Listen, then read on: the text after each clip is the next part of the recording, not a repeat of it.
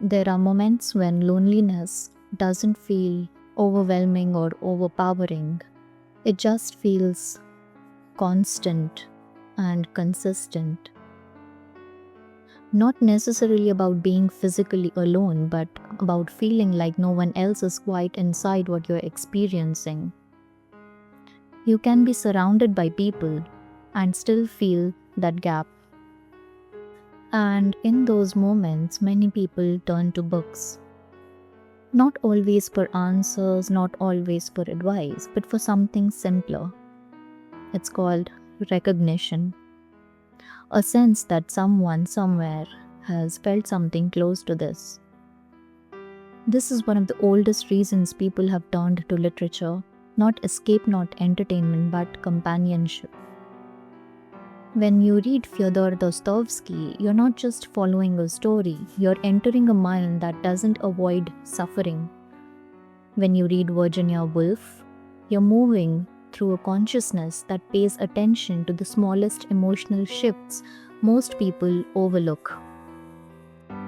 When you read Sylvia Plath, you're not just reading poetry, you're encountering language that holds intensity without smoothing it out. Different writers, different eras, but something shared across all of them. A willingness to stay close to inner experience even when it's uncomfortable. And when you read that, something subtle happens inside you. You stop feeling like your inner world is entirely unshared, because suddenly there is a language for it, or at least proximity to language. Philosophers have written about this too. Simone de Beauvoir often explored the tension between isolation and connection in human experience.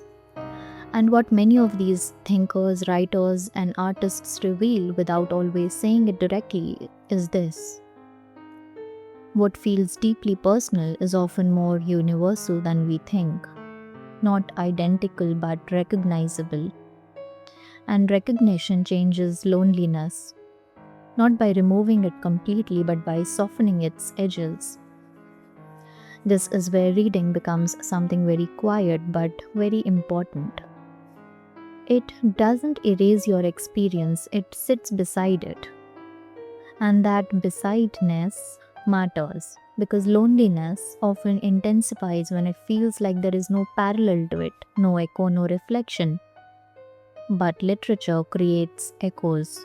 Not perfect ones, but close enough for you to feel less isolated inside your own mind. As someone who reads and writes closely, I've noticed this personally. There are books I didn't read because I wanted to learn something. I read them because I needed to feel less internally alone. And sometimes that's enough. Not resolution, just company. Even writing works like this. When you take a page during moments of emotional distance, you're not trying to fix loneliness. You're creating a small place where your experience can exist outside your head. You might write something simple, like, I don't fully know how to name what I'm feeling, but I know I'm here with it. And that becomes a form of companionship too. Not because the page responds, but because it holds what you place in it without interruption. If you think about it, some of the most powerful reading experiences don't come from clarity, they come from recognition. A sentence that feels strangely familiar, a character who thinks in a way you've never said out loud, a passage that feels like it was written slightly inside your experience, and for a moment you feel less isolated in it.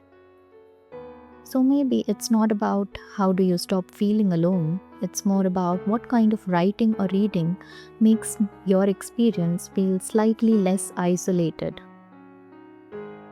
Just notice what you naturally return to every time you pick up a book.